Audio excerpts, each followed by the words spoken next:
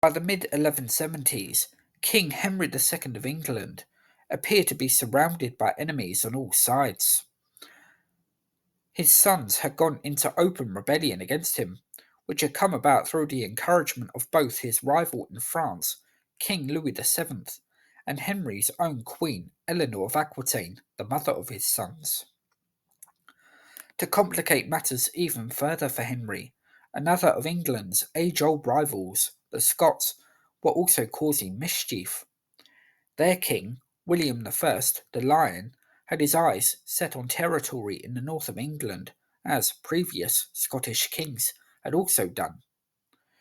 William's father, another Henry, the son of King David I, had been the Earl of Northumbria, an earldom that had briefly passed into William's hands, but which had to be returned back to the English crown on Henry II's insistence. However, William had other ideas. By 1173, William had calculated that the time for him to strike had come, with Henry preoccupied with his son's rebellion on the continent as he sought to protect his French lands from further destruction. So William gathered an army and marched into England, seemingly with some assistance from the Bishop of Durham, Hugh de Puiset.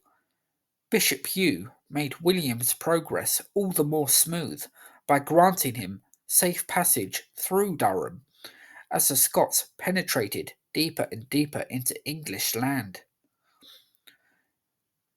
The predictable trail of carnage soon followed as the Scots laid waste to the countryside, pillaging, burning, and killing as they went. However, William soon ran into trouble. Henry II was meticulous in his kingship, ensuring that the security of his kingdom was taken care of by men he could trust, even whilst he was away. Very soon, the English launched a counterattack, driving William and his men back into Scotland.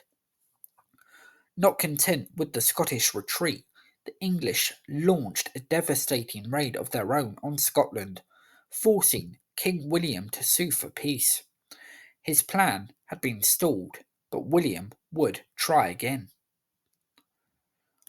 Meanwhile, on the continent, King Henry's nerves were frayed.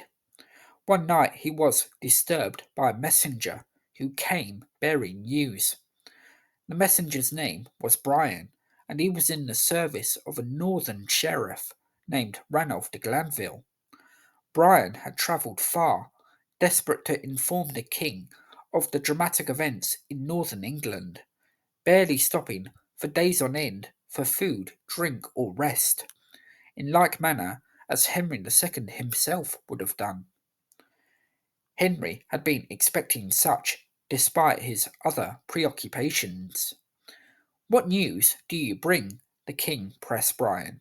"Has Newcastle upon Tyne been seized, and all its fortifications?" Henry's frantic words betrayed the fears that the king felt. Had, whilst he'd been away, the north of England, the very northernmost part of his vast Angevin empire, been overrun by William the Lion? Brian, however, had been able to ease Henry's worries.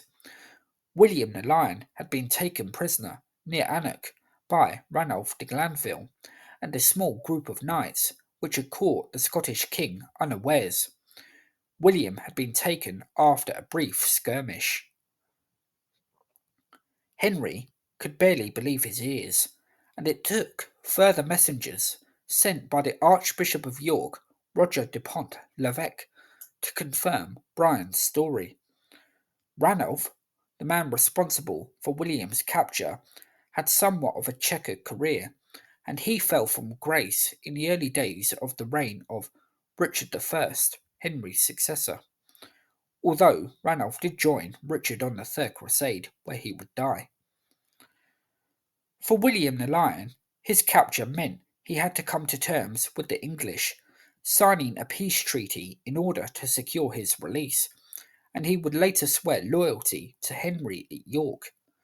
Some suggest that William's invasions were due to his support for the rebellion of Henry II's sons, which seems slightly inaccurate. William the Lion, as earlier Scottish kings had done, was serving his own interests, and events in England and across the Channel presented him with an opportunity to regain an earldom. But what William found was that Henry II was a remarkably gifted king.